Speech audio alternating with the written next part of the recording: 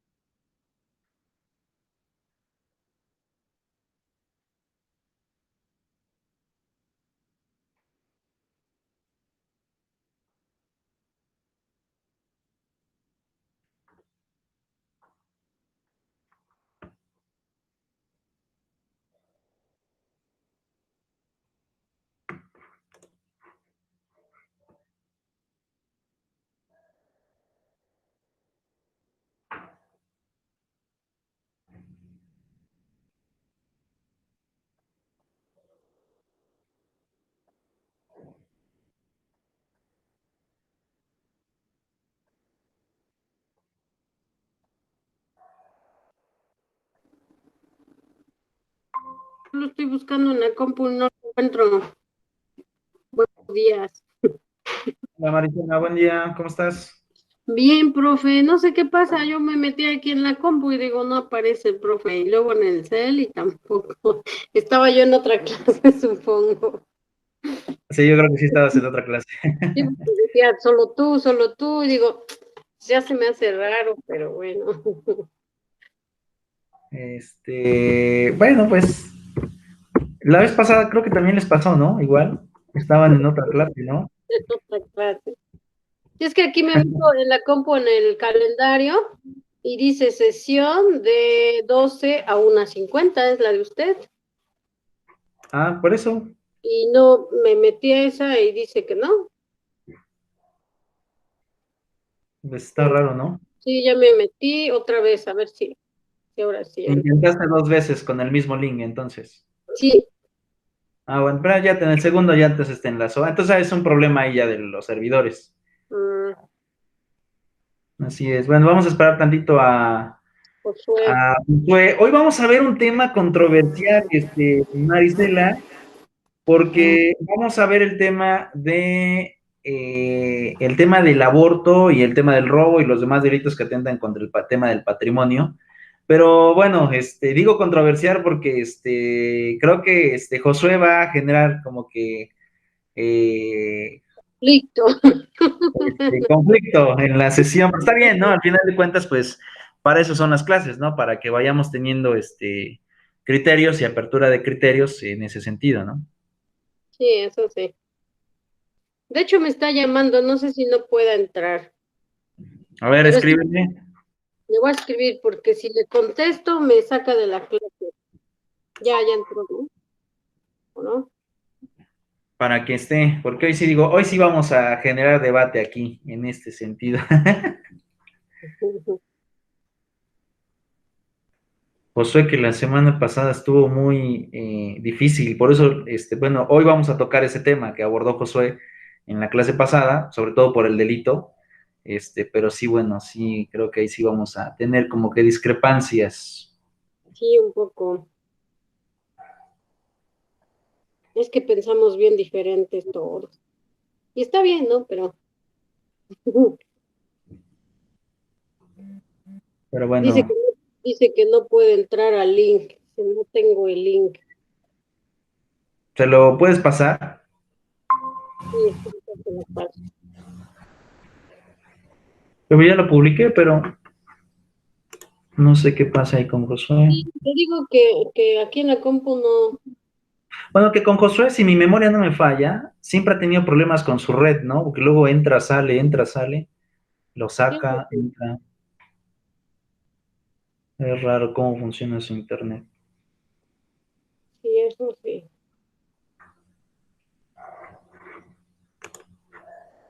Pero puede entrar a su correo. Dice, a ver,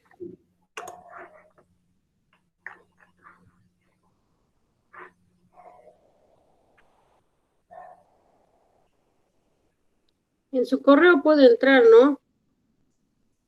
No, pues tiene que entrar desde su correo, Sí, es lo que le estoy diciendo. salvo que no tenga conectado el correo de la universidad en su dispositivo, porque yo creo que él se conecta por su celular, ¿no? Sí, yo también, pero dentro, ahí directo a mi correo, a la liga que ustedes nos mandan, y, Ujú. y me manda directo, porque el celular lo tengo para que me vea y me escuche. Y mi PC no tiene cámara, la prendo porque ve que a veces buscamos o vemos cosas ahí. Ah, ya. Como Ah, con los... bueno, Ajá, pensé que te conectabas por dos celulares. Sí, me aparecen las dos señales, pero sí, era por eso. Ah, ok. sí, unos de la PC y otros del celular. Porque luego hay profesores que nos hacen hacer, por ejemplo, hoy tuvimos una presentación y pues tengo que presentar mi pantalla. Ah, ok. Y dice que lo está intentando, a ver si ya entra.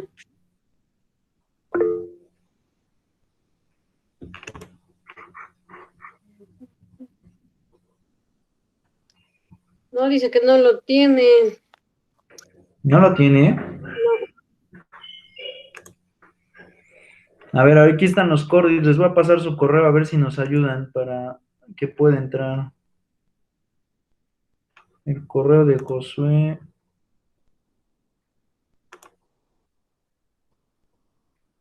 Pero no me aparece. Pensé que sí. yo como le envío la liga, profe. Copiar y pegar, pero bueno, ustedes tienen un grupo entre ustedes, ¿no? De WhatsApp. Sí, creo que sí. Si le mandas la liga, copias y pegas nada más y se la mandas. Porque Ok. aquí en el Classroom me aparece su nombre, pero no me aparece su correo.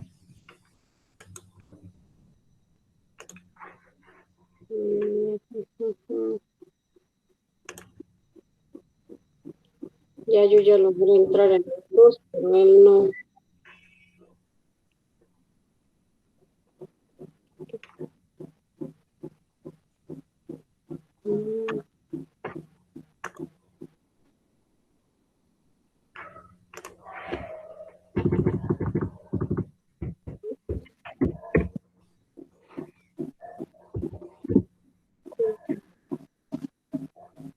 Ya lo encontré. A ver, se lo paso al Cordy y a ver si nos apoya enviándole la liga a Josué.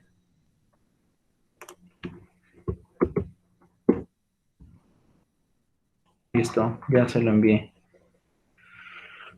Listo, bueno, pues vamos a empezar hoy con este tema controversial. Bueno, desde la semana pasada también estuvo controversial el tema del feminicidio, el tema del homicidio. El de hoy va a estar complejito por el debate, por eso quería que estuviera Josué por el comentario que hizo la clase pasada. Sí. Que bueno, hoy vamos a aclarar ese concepto desde la perspectiva jurídica. Ya en la cuestión personal, ya cada quien tendrá un criterio probablemente distinto. Solamente nos abocaremos a la cuestión jurídica en base a la legislación actual, ¿de acuerdo? Pero bueno, vuelvo a repetir, solo la cuestión jurídica. La cuestión personal, ahí sí ya cada quien tiene un criterio distinto sobre lo que suceda en específico en este fenómeno o en este delito que está muy tendiente a cambiar, en base a eso. Pero déjame presentarlo. Listo. Y tenemos aquí el tema del delito de aborto, que es otra figura, o es un delito que actualmente ha tenido pues, Polémica. mucha polémica por la legislación actual y la propuesta en cuanto al tema del delito en específico. Aquí sí va a cambiar bastante en esta figura. Entonces, en este sentido y en este aspecto, el aborto ha sido tipificado como una conducta penalizada en la prácticamente la mayoría de los estados de la República, salvo dos que actualmente ya han cambiado la legislación, pero también no tiene mucho tiempo que la han cambiado, pero la mayoría de los diferentes estados de la República tiene este mismo criterio. En cuanto a penalizar, es decir, inculpar a las mujeres, no son malitos, quiten su audio, por favor. En cuanto a penalizar a las mujeres por llevar a cabo esta conducta. Entonces, empieza el artículo 329 sobre esta sesión y dice, aborto es la muerte del producto de la concepción de cualquier momento, de la preñez, cualquier momento. Entonces, aquí cuando estamos hablando de cualquier momento, el código, bueno, esto también es importante, el código no va a hacer referencia a cuestiones médicas. La codificación del Código Penal en este delito no hace referencia a cuestiones médicas, únicamente hace referencia a la reforma desde el momento en que los legisladores deciden o acoplan esta conducta a la materia penal. Pero esta definición está muy discorde a los procedimientos médicos. Entonces, en base a este concepto que dice en cualquier momento de la preñez, pues básicamente la preñez o el procedimiento para poder procrear se considera desde la fecundación entre el espermatozoide y el óvulo hasta, en este caso, hasta el nacimiento. Entonces, pero vuelvo a repetir, el código no hace referencia ni toma en cuenta las cuestiones médicas. Porque en las cuestiones médicas, ahí sí ya podemos cambiar el concepto de en qué momento ya como tal podemos considerar un embarazo o bien un producto. Bueno, ahí ya será una cuestión diferente. El Código Penal no lo ve así. El Código Penal habla en general. Es decir, para él, desde la fecundación hasta el nacimiento, es preñez. No hay diferencia en ese sentido. Y fíjense lo que dice en el 330. Dice, al que quisiera abortar a una mujer se le aplicarán 1 o 3 años de prisión, sea cual fuera el medio que empleare, siempre que lo haga con consentimiento de ella. Cuando falte ella el consentimiento, cuando falte el consentimiento, la prisión será de 3 a 6 meses. Si mediara violencia física o moral, se impondrán del delincuente a 6 a 8 años. Sin embargo, antes de irme al tema de la punibilidad, hay que poner atención aquí, porque te dice al que ayudare, ¿no? Pero dice con consentimiento, y ya después te dice sin consentimiento, o sea, si falta el consentimiento. Pero no importa, para el Código Penal, con consentimiento de la mujer o sin consentimiento de la mujer, sigue siendo delito, porque en los dos te está diciendo, con consentimiento es de 1 a 3 años, o sea, lo está en este caso tipificando como delito, con conocimiento de la mujer. Y en el caso, ¿no?, de que no sea con consentimiento, bueno, ya se aumenta la pena de 3 a 6 años.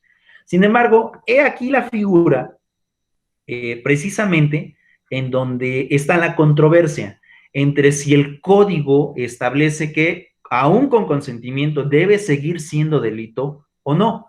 Básicamente, la legislación actual te prevé que aunque sea consentido por la mujer el poder abortar, sigue siendo delito.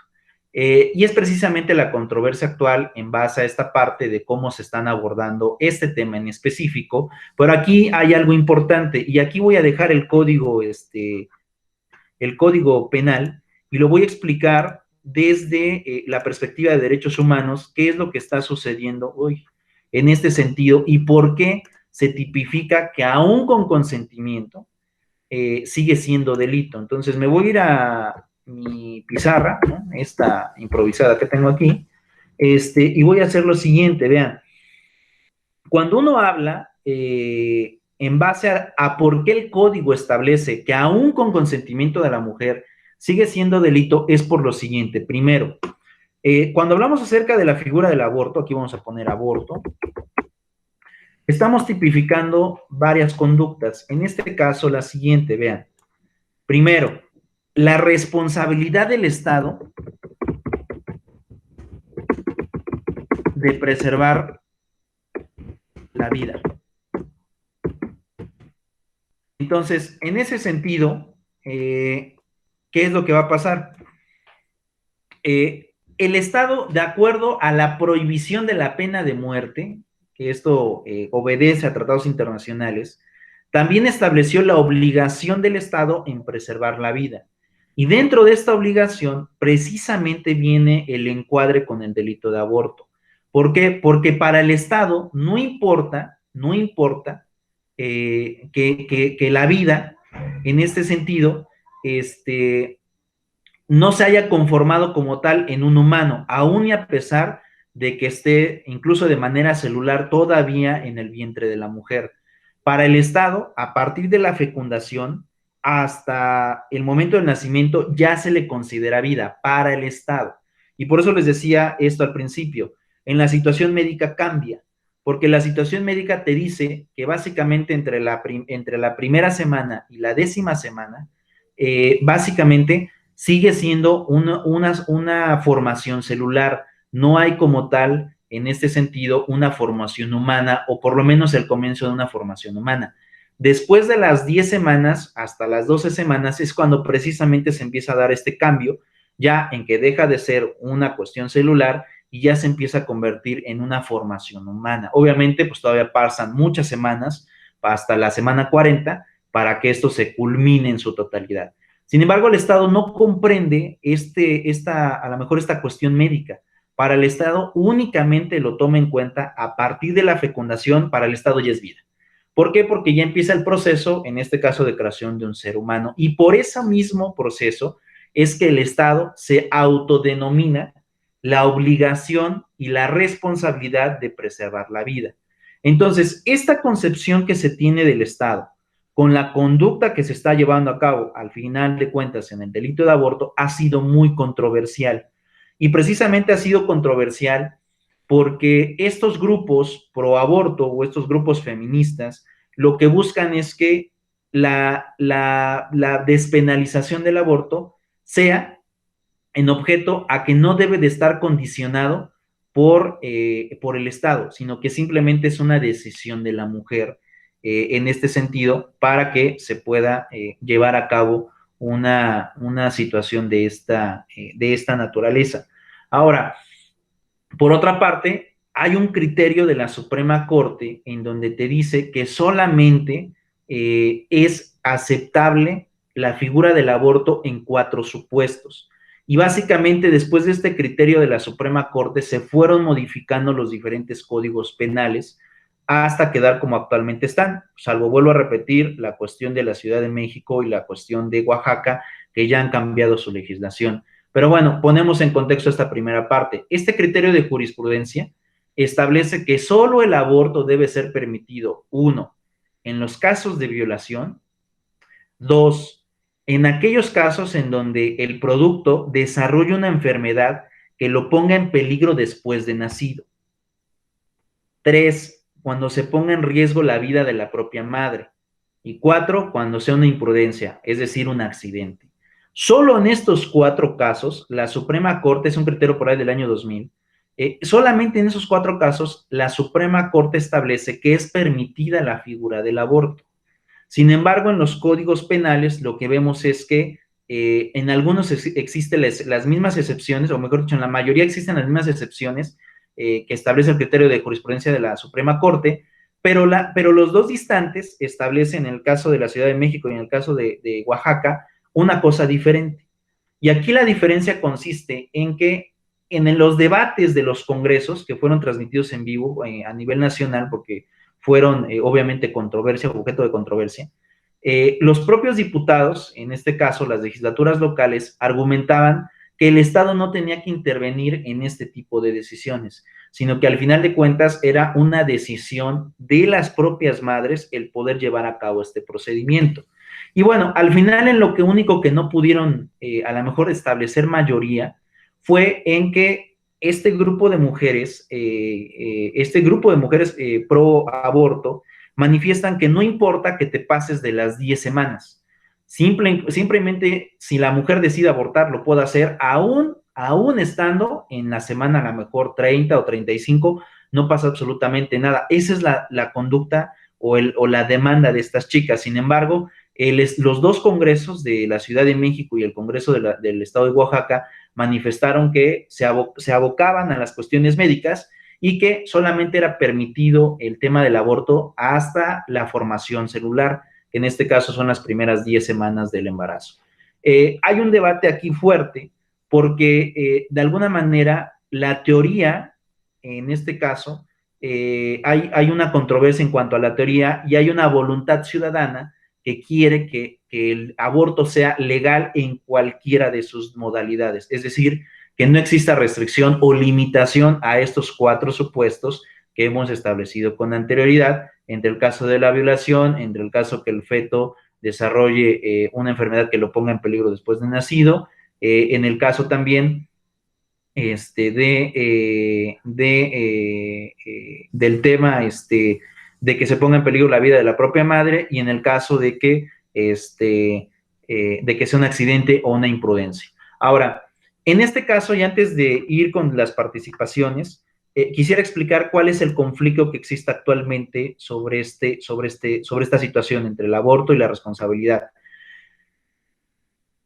En el caso de los derechos humanos, y aquí vamos a poner derechos humanos. Estos derechos humanos también tienen jerarquías.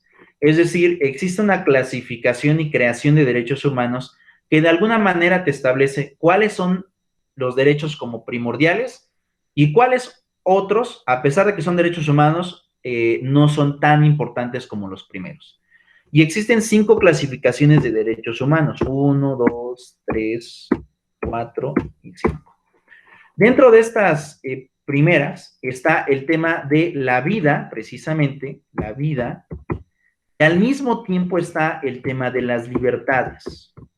Y aquí podemos encontrar muchas libertades como derechos humanos, por ejemplo, la libertad de pensamiento, la libertad de culto, la libertad de tránsito, la libertad sexual, que esa es precisamente una de las que está en este sentido complicada o controversial con el tema del derecho a la vida. Entonces, de acuerdo a la teoría de derechos humanos, las libertades, cualquiera que fuera de ellas, y el derecho a la vida están en igualdad. Ahora, voy con las segundas. La segunda generación o creación de derechos humanos tiene que ver con los derechos socioeconómicos. Y estos derechos socioeconómicos también han generado bastante problemática. Y ahí podemos encontrar incluso, por ejemplo, el tema de el derecho a la educación, el tema al derecho a el medio ambiente sano, el derecho al trabajo, y todos estos derechos que de alguna manera son más sociales y que de alguna forma pues los seres humanos necesitan para poder desenvolverse o subsistir dentro del sistema que actualmente se tiene, que es el sistema capitalista. Entonces, esta es la segunda generación de derechos humanos. La tercera generación de derechos humanos tiene que ver con los derechos indígenas.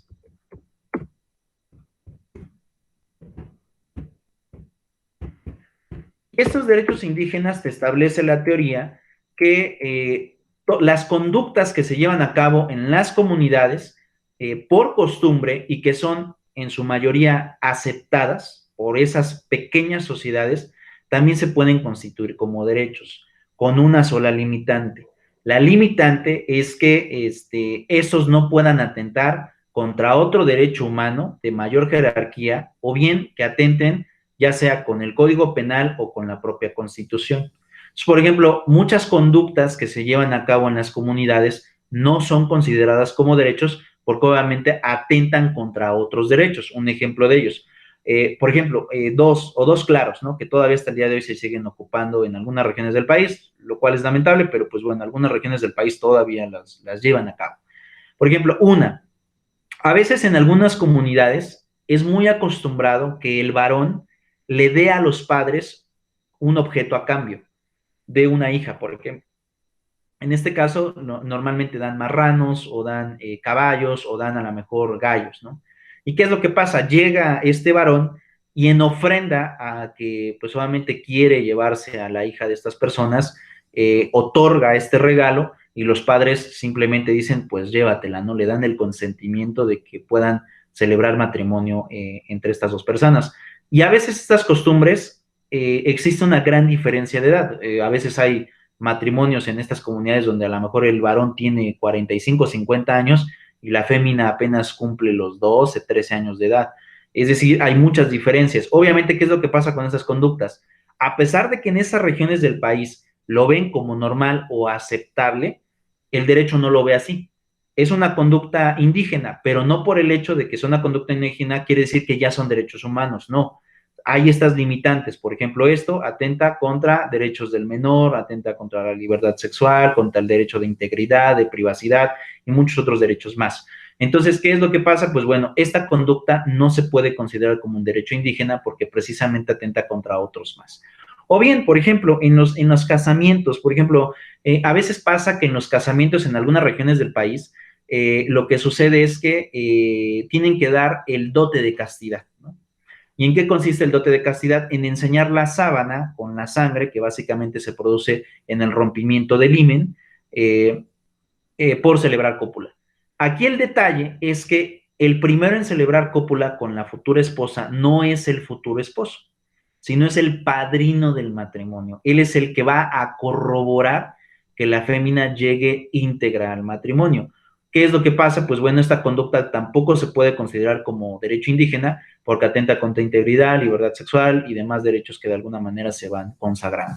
Entonces, el tema de los derechos indígenas es muy limitativo porque si te establece, no puedes atentar contra la legislación penal, no contra la Constitución y no contra otro derecho de alguna mayor jerarquía. Ahí vienen esas tres limitantes para los derechos indígenas y en realidad, pues esos derechos, por ejemplo, se van prácticamente limitando a ser unos cuantos.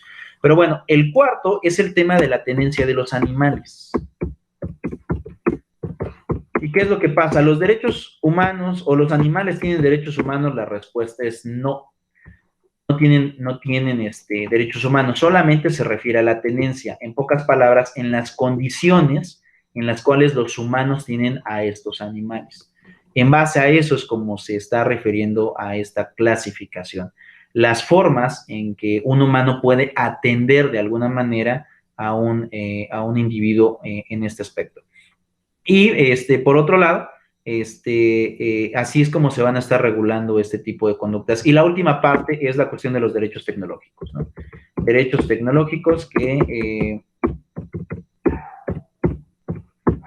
hoy en día es la última generación de derechos humanos que también se está ocupando dentro del esquema mexicano, bueno, internacional, para, por ejemplo, el derecho a Internet, estos derechos que de alguna forma se han ocupado para poder desarrollar la vida en estos momentos por la complejidad en la que se vive, ¿no? Y ya no estamos, hoy la comunicación pues ya no es solamente personal, ¿no? Por ejemplo, ahorita en la época de pandemia pues tenemos que ocupar estos medios electrónicos y es necesario el tema del Internet para poder comunicarlo. Entonces, hay muchos otros más derechos que se están ocupando. Ahora, ¿qué es lo que pasa y cómo encuadra el tema del delito de aborto? El aborto está generando un conflicto de derechos de primera generación. Aquí lo voy a poner. ¿Por qué digo está generando un conflicto de derechos de primera generación? Porque por una parte está el derecho a la vida, por una parte, pero al mismo tiempo está el tema de la libertad de la mujer. Obviamente, ¿en base a qué va este concepto?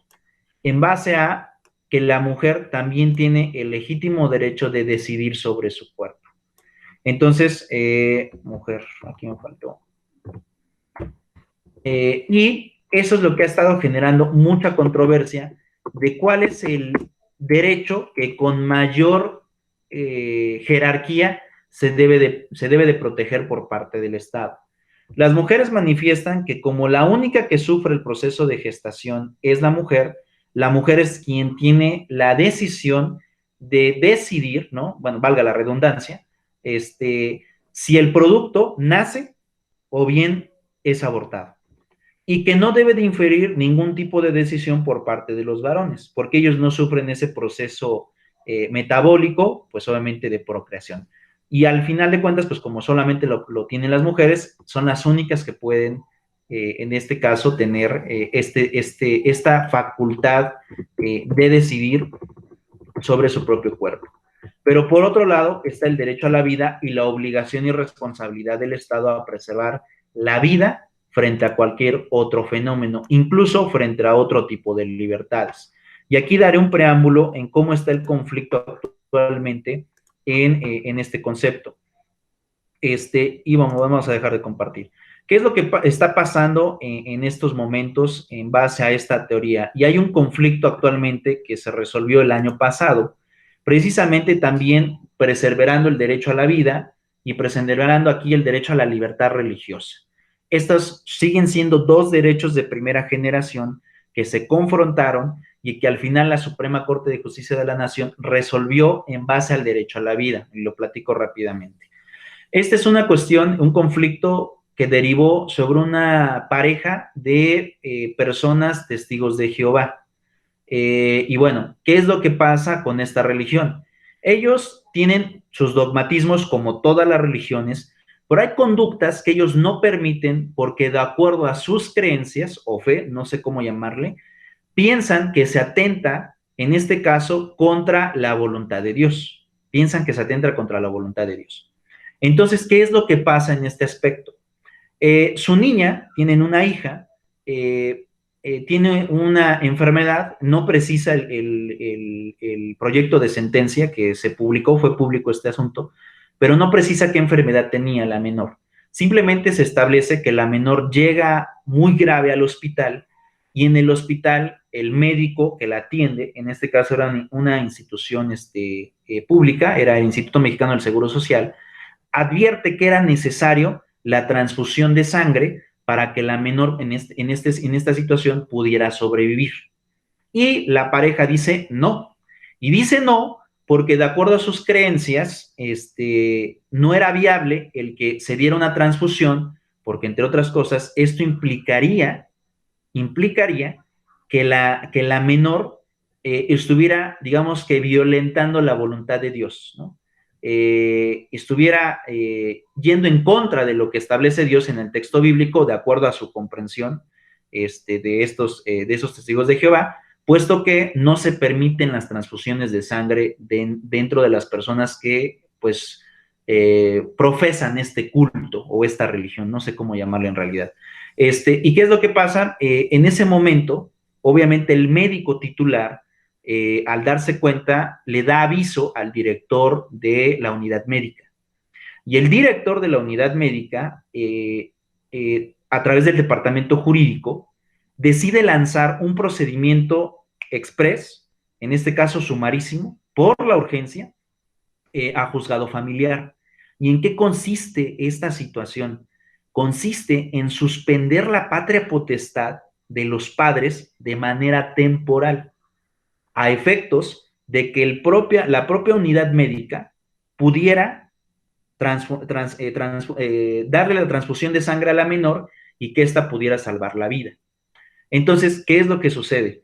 Le dan aviso al director, el director interpone el procedimiento en materia familiar y el juez familiar manifiesta que en base al tema de los derechos humanos le va a dar prioridad al tema de la vida y concede la suspensión provisional de la patria potestad. Ustedes recordarán y seguramente vieron en sus clases de Derecho Civil que la patria potestad es la facultad de salvaguardar los derechos de los menores. En este caso, la obligación le corresponde a los padres. Entonces, ¿qué es lo que sucede en este concepto? Pues bueno, aquí el Estado se está percatando que los padres, en lugar de cumplir con la obligación de la patria potestad, la están violando, porque al no permitirle la transfusión de sangre a la menor, pues básicamente no solamente le niegan la atención médica, le niegan el derecho a la vida porque obviamente iba a morir de acuerdo a sus dogmas de los padres, y aparte el derecho a la salud, que también el Estado tiene la obligación de dotar. Entonces, pues bueno, los padres al ver esta reacción y al ver la suspensión de la patria potestad de manera temporal hacia ellos, deciden interponer, en este caso, un amparo. Y el amparo se va a juzgado de distrito. El juzgado de distrito se declara incompetente, a pesar de que la ley de amparo lo faculta.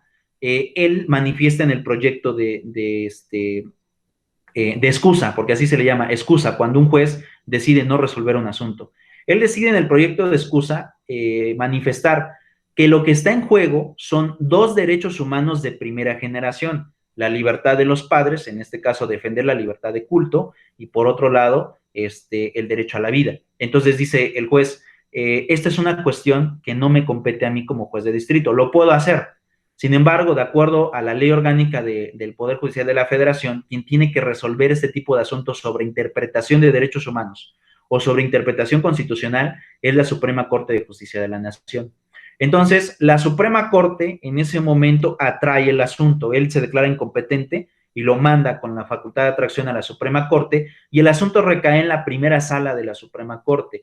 ¿Y qué creen? La primera sala dice, este es un conflicto que tampoco nosotros podemos resolver, es un conflicto que tiene que dirimirse entre los 11 ministros de la Suprema Corte, porque lo que está en juego es la propia Constitución, la propia interpretación de la Constitución en base a la jerarquía de preservar o el Estado de Derecho, en base al 133 con la jerarquía de Kelsen, o bien darle oportunidad a los derechos humanos en este sentido. Es decir, existía un conflicto de interpretación entre interpretación constitucional e interpretación convencional.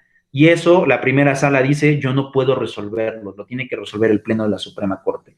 El Pleno de la Suprema Corte revisa el asunto en este sentido y en la explicación de los motivos, porque al final sentencian, manifiestan que queda firme la suspensión de patria potestad de manera provisional, queda firme, y por lo tanto obligan a la institución del Estado, que en este caso es el Instituto Mexicano del Seguro Social, a darle prontitud al tratamiento que la menor tenía.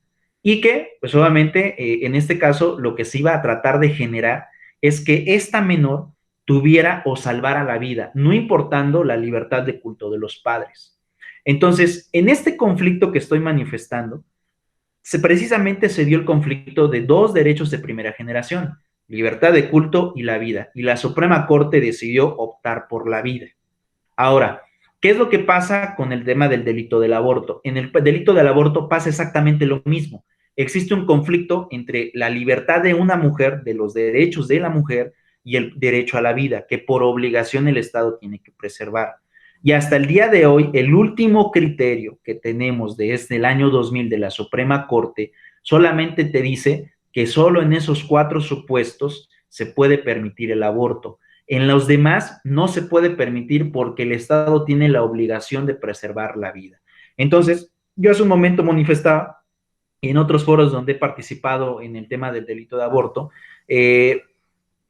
aquí lo que se está generando es un nuevo paradigma y una nueva discusión para la Suprema Corte, en si al final de cuentas decide despenalizar como tal o decretar el aborto como inconstitucional o únicamente permitirlo en los 4 supuestos como está en el criterio del año 2000, o simplemente también puede hacer eso la Suprema Corte, dejarlo a criterio de las legislaturas locales, es decir, que cada congreso en cada estado de la República decida cómo se lleva esta figura de aborto. Ahora, después de dar esta explicación, como podrán darse cuenta, el conflicto jurídico no se ha resuelto.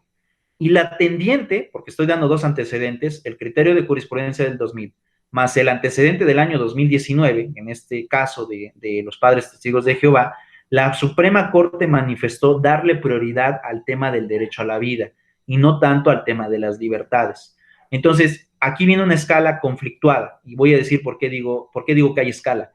Porque en los diferentes estados latinoamericanos que también comparten el derecho romano germano, al igual que nosotros, se le está dando prioridad al tema de las libertades. Y hoy la mayoría, por ejemplo, el caso de Argentina, el caso de Chile, el caso de Colombia, incluso en Centroamérica, que podemos hablar de El Salvador, de Honduras, estos estados pues, centroamericanos, han decidido darle la oportunidad de, en este caso, poner en manera jerárquica las libertades por debajo del derecho a la vida. Así es como se ha establecido en estos países, pero porque han tenido antecedentes que así lo han permitido. En el caso de mexicano es todavía más complejo, porque los antecedentes que tenemos, estos 2 que acabo de manifestar, nos han dicho que la Corte quiere preservar el tema del derecho a la vida. Entonces, es un tema que hasta el día de hoy sigue penalizado porque el Código Penal está penalizado, pero de alguna forma es una discusión que tendrán que resolver ya sea la Suprema Corte, porque no tiene mucho tiempo que también se acaba de resolver un amparo de un colectivo de Veracruz en base al tema de la figura de omisión legislativa, y ahí me parece que el fallo es correcto, pero aquí la figura que se debe de estar buscando son la legislatura federal en si permite o no el tema del aborto, porque ya vimos que la Suprema Corte ha optado en diferentes años, casi hay prácticamente 19 años de diferencia, entre el criterio de jurisprudencia y obviamente el conflicto que sucedió el año pasado, obviamente son diferentes ministros de la Suprema Corte, no son los mismos, hay diferentes criterios, hay diferentes lecturas de la problemática en base a este fenómeno, y lo que se ha generado es que en los dos momentos, 2000 y 2019, se ha dado prioridad al tema del derecho a la vida por en contra del tema de las libertades. Entonces, si seguimos esta lógica, lo más seguro es que la Suprema Corte continúe con la prohibición, lo más seguro. Pero probablemente también es posible que la Suprema Corte decida dar un giro de 180 grados y a lo mejor decida priorizar el tema del derecho a la mujer en facultad de sus libertades y poner por debajo el derecho a la vida en este concepto. Ahora, esa es la explicación que existe de manera jurídica y los antecedentes que puedo comentarles. Por otra parte está la cuestión médica, que eso también resulta un poco complejo. Yo no soy médico, pero bueno, he estudiado sobre el fenómeno. ¿Qué es lo que pasa en la cuestión médica? En la cuestión médica te dice que vida no existe hasta antes de las primeras 12 semanas. Sin embargo, dentro de la 10 a la 12 es cuando precisamente se da este proceso de cambio entre la materia celular allá la formación de un nuevo ser. Entonces, la decisión de la Ciudad de México en cambiar su código penal y la decisión de Oaxaca en también cambiar su código penal, precisamente tuvo su fundamento en la cuestión médica, en donde se decía, no te puedo permitir a ti, mujer, que abortes en cualquier parte del embarazo, porque eso sería prácticamente el caer en un tema de irresponsabilidad por muchos factores. Así lo establecieron los congresos, no porque lo esté diciendo yo, sino que en la discusión de los congresos así se decretó. Pero lo que sí te puedo permitir, en este caso, es que puedas abortar siempre y cuando todavía se encuentra en la materia celular. ¿Esto qué quiere decir? Durante la primera y la 10ª semana. Y así es como se estableció en el Código Penal de la Ciudad de México y en el Código Penal del Estado de Oaxaca, en donde se establecía que durante las primeras 10 semanas se podía de manera voluntaria, el poder establecer este tipo de criterio, que la mujer decidiera sobre su cuerpo, en abortar o no abortar. Sin embargo, aún y a pesar de que ya se les permite en estos dos estados de la República a las mujeres llevar a cabo la figura de aborto durante las primeras 10 semanas, estas chicas no están conformes y continúan con las teorías europeas y con las teorías latinoamericanas, en donde te dicen que en cualquier momento, no importando si estás en la semana 20 o 30, puedes abortar. Ahora, antes de continuar con el tema de la tipificación, sí me gustaría conocer sus puntos de vista, porque aquí obviamente hay un conflicto muy complejo. El conflicto es tan complejo que podemos verlo desde diferentes perspectivas. Ya di el antecedente legal, al menos en México y en Latinoamérica. Ya di el tema, el tema de manera muy genérica también en la cuestión médica, pero también por otra parte viene la cuestión social. ¿Y qué es lo que pasa en los núcleos sociales? La figura del aborto siempre se ha llevado a cabo, aún a pesar de que esté penalizada. Sin embargo, los procedimientos de abortos actualmente dependen mucho de quién se preste para hacerlo, aún y a pesar de que sepa que es delito, y número 2, del tipo de procedimiento que se puede ejecutar. Y ahí deriva prácticamente el tema de los precios. Lo que se ha hecho en estos años y lo que se han, básicamente recabado datos, es que las mujeres con mayor posibilidad económica son las que mayormente frecuentan este tipo de práctica, porque no tienen ninguna limitante en pagar el precio o el costo que sea, con tal de resolver el tema del embarazo en cualquier etapa de ella. Sin embargo, aquí las más vulnerables son las personas con menos recursos económicos. ¿Por qué son las personas más vulnerables?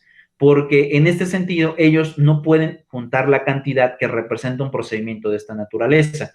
Y si juntan la cantidad, obviamente son en aquellos procedimientos más riesgosos, donde a lo mejor un aborto te cuesta 5,000, 6,000 pesos. Un aborto bien practicado onda más o menos entre los 60,000, 70,000 pesos, más o menos, bien practicado. Un aborto escueto, ¿no? Con muchos riesgos, con consecuencias incluso posteriormente al procedimiento, ha de andar entre los 4 o 6,000 pesos más o menos. Entonces, pues bueno, es una situación muy compleja en base al fenómeno. Y bueno, en este caso, aquí tengo dos alumnos que comparten su punto de vista muy seguido. Pero bueno, aquí yo les preguntaría, ¿a favor o en contra del aborto? Y si están a favor, si les gusta la figura en las primeras 10 semanas, como está ya en el Código de la Ciudad de México y en el Código del Estado de Oaxaca, o bien prefieren que sea conforme la corriente latinoamericana que nos dice que en cualquier momento de gestación se puede abortar. Y ahora sí les pregunto a ustedes, ¿a favor o en contra? Y quien guste contestarme, solo le pido que me trate de explicar su razonamiento. Marisela y Josué. Yo estoy en contra, profe, ¿Por qué, Marisela? porque pues, si no quieren tener hijos, existe la salpingoclasia, ¿no? ¿Para qué quitarle la vida a alguien que no quiere si quieres andar? Para mí es liberalismo. Bueno, lo decían los padres, ¿no? Una cosa es tener libertad y otra libertinaje. Y esta vida últimamente pues, se ha vuelto eso, un libertinaje. Entonces digo, creo que primero hay que anteponer los principios y si no quieres problemas, pues opérate. Y entonces ahora sí, no estoy de acuerdo en que le quiten la vida. Si tan solo se defiende la vida de un delincuente que está prohibido quitar vidas si lo hace y a él no tiene pena de muerte, como por qué el gobierno dar favor a que le quiten la vida a alguien indefenso. Yo estoy de acuerdo con el código que efectivamente desde el inicio de la fecundación ya existe la vida. Entonces, por eso estoy en total desacuerdo, porque tenemos muchas formas y métodos para evitar un embarazo. Ahora ya hay más formas y también ya la gente ya lo sabe, digo, antes eran mitos, antes no se sabía ni siquiera el desarrollo del cuerpo, como para que ahora, que es desde kinder, primaria lo saben, sea una ignorancia en las mujeres, pues quitarle la vida a un ser. Es por lógica que si tienes un acto vas a tener una consecuencia. Entonces yo por eso estoy en total desacuerdo con que pues haya aborto. Ok. ¿Te escucho, Josué?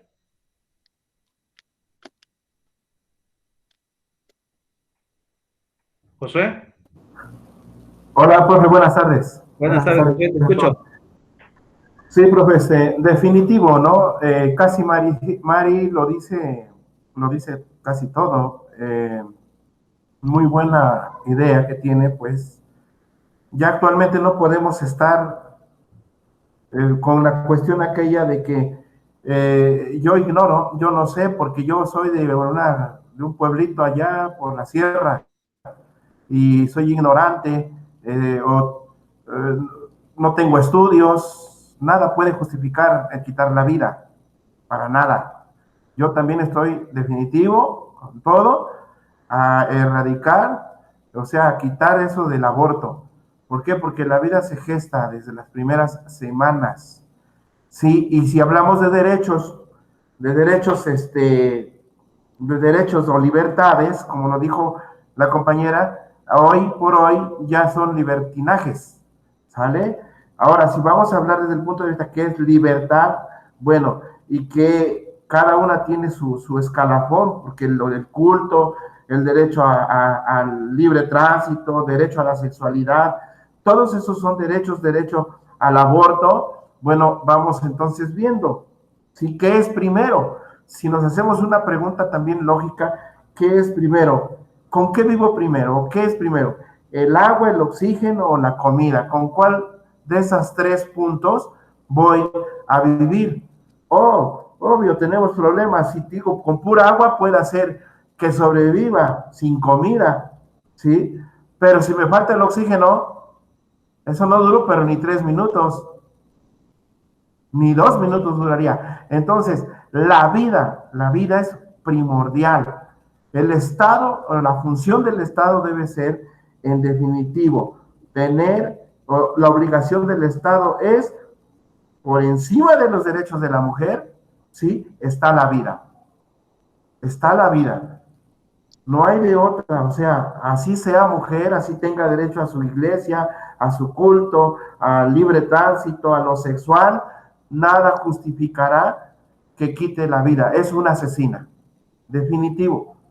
¿Por qué? ¿Por qué es una asesina la mujer? Pues sencillo, porque hoy por hoy lo dijo mi compañera, Ya hay muchos medios, opérate, ya hay medios también preservativos, ya hay medios, ya hay pastilla incluso para el otro día, ya hay parches para no poder traer. ¿Quieres gozar? Goza, es tu cuerpo, es tu vida, es tu cuerpo, tienes derecho, pero esos llegan o terminan donde comienza el derecho a la vida de un producto. Yo así lo veo, profe.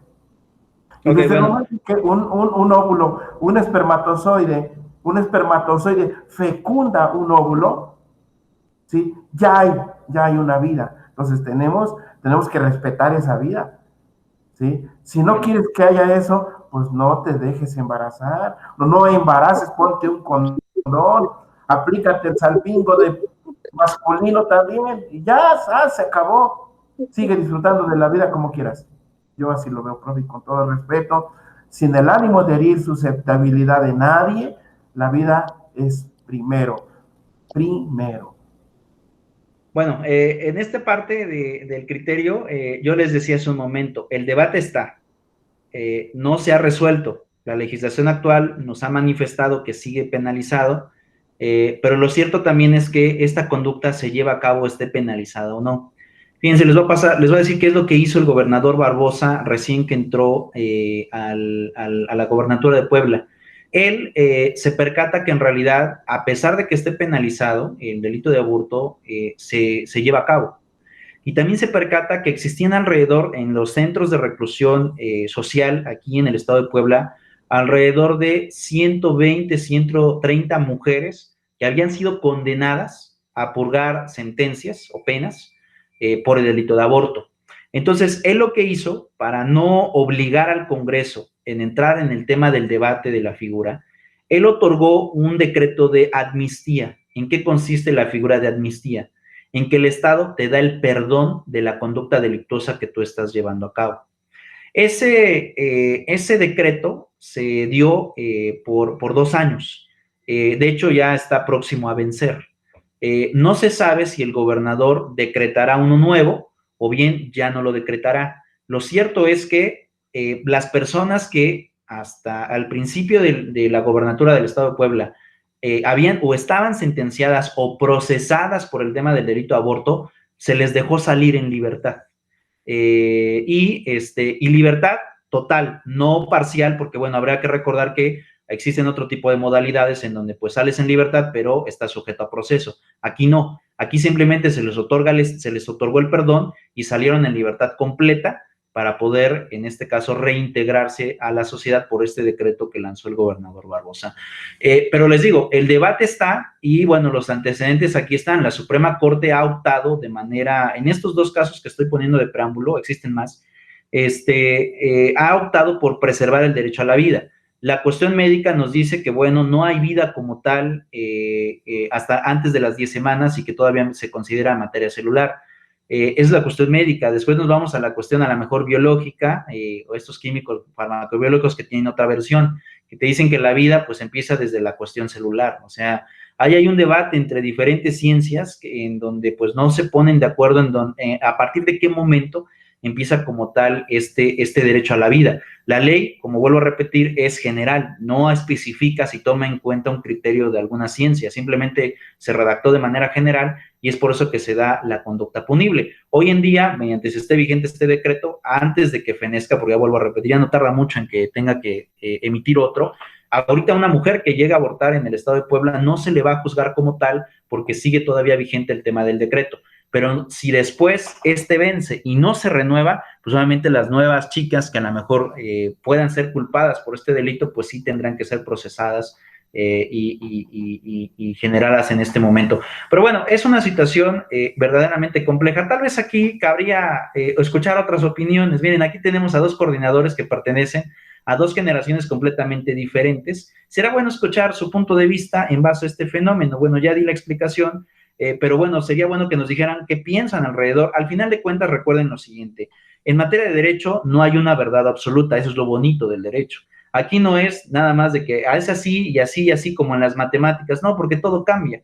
Entonces, la legislación penal no sabemos todavía, se va a quedar igual, se va a modificar como está en la Ciudad de México, como Oaxaca, o simplemente se va a quitar por completo el tema del delito, no lo sabemos, seguramente lo sabremos el próximo año, cuando el Congreso entra al debate de estas dos figuras, porque el Congreso ya ha manifestado, de hecho, por las opiniones de los presidentes, no importando incluso que ahorita esté el PAN y esté el PRI en las dos cámaras, presidiendo la Cámara de Senadores y la Cámara de Diputados, el otro año entran al debate de dos temas importantes para el país. Uno es el tema del uso lúdico de marihuana y el otro tema es el tema de la despenalización del aborto. Por eso lo sabremos hasta el próximo año.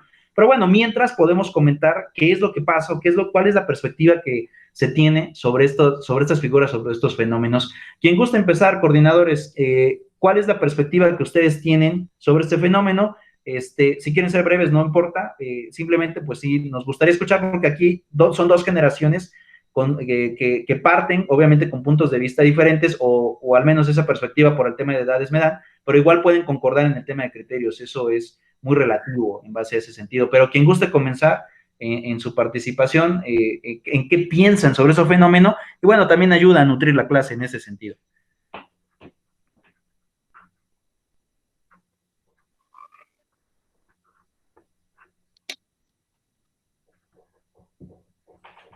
Doy el uso de la palabra.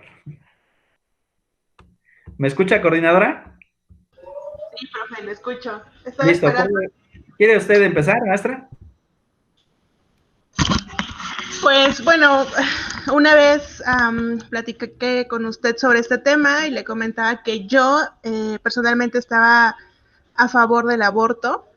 Bueno, por ahí escuchaba a los chicos dando sus argumentos de que es como perder o quitarle la vida a un ser que pues está por nacer, pero yo sí estoy muy a favor del aborto, precisamente porque para mí siento que un feto, digamos, de 9 semanas todavía no se considera como un ser humano para mí, y ese sería como el argumento que yo daría. Maestra, nada más aquí, la única pregunta que le haría, ¿usted está a favor del aborto, así como está en la Ciudad de México, antes de las 10 semanas o en cualquier etapa del embarazo? Antes de las 10 semanas. Ok, listo. Maestro Melo, ¿nos puede apoyar con su comentario?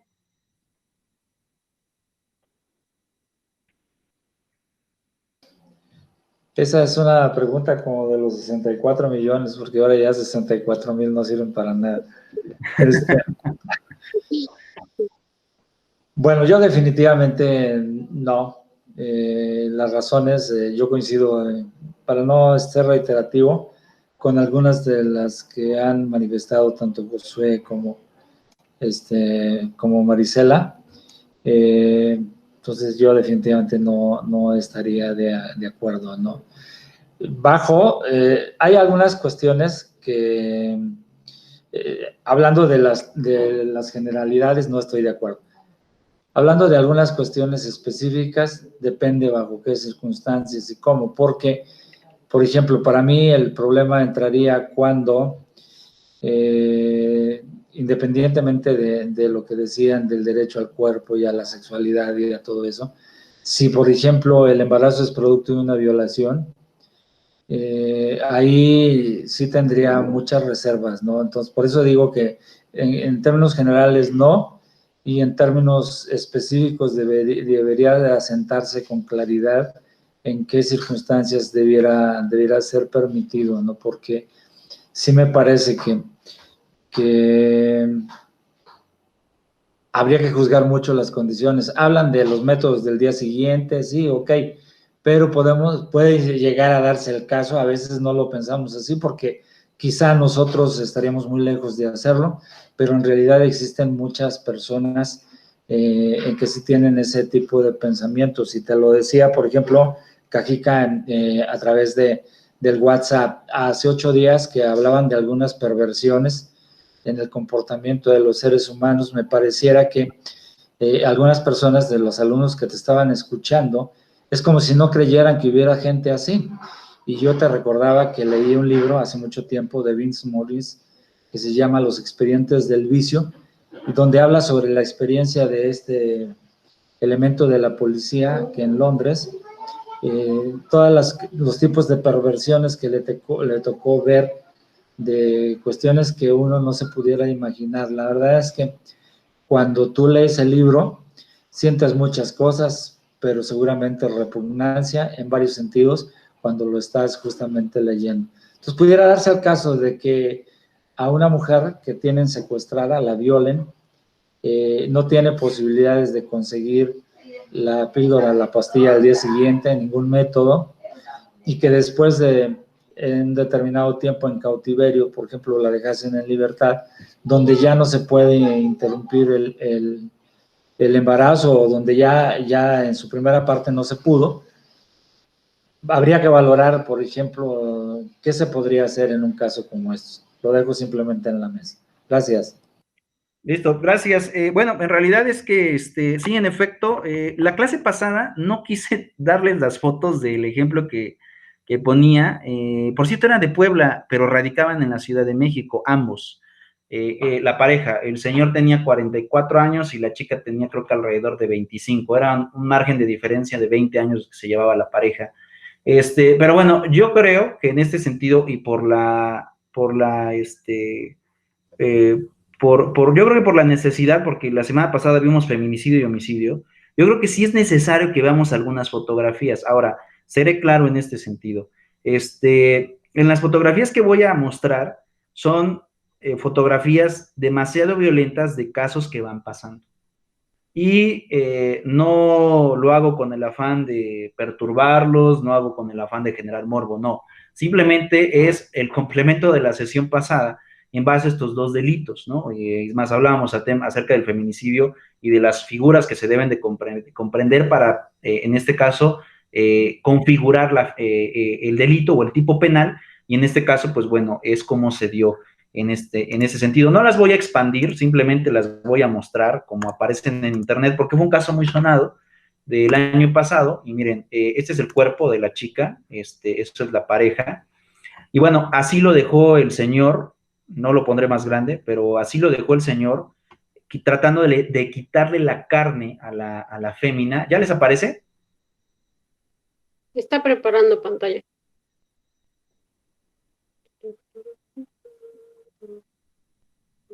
¿Ya quedó? Ya. Ok, listo. Entonces, les decía, en ese asunto que comentaba el maestro, bueno, hablábamos acerca del delito de feminicidio, y vean cómo la dejó el varón a la chica. Entonces, pues obviamente lo que hizo fue quitarle toda la carne con el temor de que pues, obviamente llegara la policía y se diera cuenta de que ya la había matado. Él lo que quería era deshacerse del cuerpo. Entonces, la desolló. Esa es una práctica que llevaban a cabo los aztecas, que consiste básicamente en quitarle la carne a una persona pues que aún se encuentra con vida. En este caso, la fémina ya había fallecido, pero el señor por temor decide pues ir deshaciéndose del cuerpo por cachitos. Y bueno, cuando llegan al lugar de inspección los agentes ministeriales, se percatan que todavía el cuerpo estaba en este estado, ya le había extirpado los pulmones, el estómago, el corazón, ya todos los órganos vitales ya no estaban. Y bueno, así es como encontraron a la chica, y pues la chica es esta. Es ella la chica. Ella es la chica que ven ustedes en las imágenes, toda ya sin carne, y el varón que comete su pareja sentimental, y es este señor. Este es el señor que comete el delito, y todavía lo encuentran con la sangre de la chica en el cuerpo. Entonces, pues bueno, en este caso obedece a muchas conductas, ¿no? Y el tema de la violación, bueno, ahorita que hablaba el maestro Melo acerca de las perversiones y todo ese tipo de cuestiones, cuando uno ve derecho penal, tienes que acompañarte no solo del Código Penal, sino que también te acompañas de otras ciencias. Yo les hablaba, por ejemplo, acerca de la criminología, que era básicamente lo que se ve en medicina forense, lo que se ve, por ejemplo, en psicología criminal, de qué puede estar pensando una persona para poder llevar a cabo una conducta de esta naturaleza. Y precisamente en este tipo de delitos, pues bueno, es cuando uno como abogado te percatas que hay conductas o antecedentes de personas que ya llevan algún tipo de, pues, en realidad, perversión, filias, ¿no? Por ejemplo, el tema de las filias en la psicología criminal y en la psicología sexual es muy amplio, y ahí podríamos diferenciarlo entre las legales y las ilegales. Pero al final de cuentas te percatas que muchos de los delitos se cometen por pensamientos que tienen los sujetos en el ser y no en el deber ser, que es lo que regula el derecho, y que llevan a cometer una conducta dolosa, en contra de una persona, pues quitándole el tema de la vida. Ahora, en el caso del delito de aborto, ahí es completamente diferente. No es la misma figura que en la cuestión del feminicidio o el homicidio. Ahí es completamente distinto, pero como les decía, en este caso el debate está porque se tendrá que decidir el próximo año, pero bueno, veremos qué es lo que decide al final el Congreso. La Suprema Corte ha manifestado que preservará el derecho a la vida, en sus dos antecedentes, pero no quiere decir que lo defienda en el momento de abordar el tema del aborto. No quiere decir eso, sino que tendrá que ser una decisión que ellos tomen de manera independiente de los otros casos. Los antecedentes nos dictan esta lógica, pero recuerden que en derecho no hay lógicas, porque de alguna forma los criterios de la Corte son muy diferentes. Incluso en el último criterio que toma el Pleno, que seguramente ustedes vieron, yo lo vi en vivo, el tema del tema de la consulta popular, si se decretaba como constitucional o inconstitucional. Y bueno, seguramente ustedes leyeron porque los comentarios llovieron por todos lados, de críticos abogados, de críticos periodistas, de politólogos, ¿no? También de administración pública, que también se aventaron a generar críticas hacia la Suprema Corte. Y bueno, muchas veces lo que no se comprende son que los abogados nos forman con una cuestión muy metódica, ¿no? Por eso tenemos derecho romano, tenemos teoría del Estado, somos muy metódicos.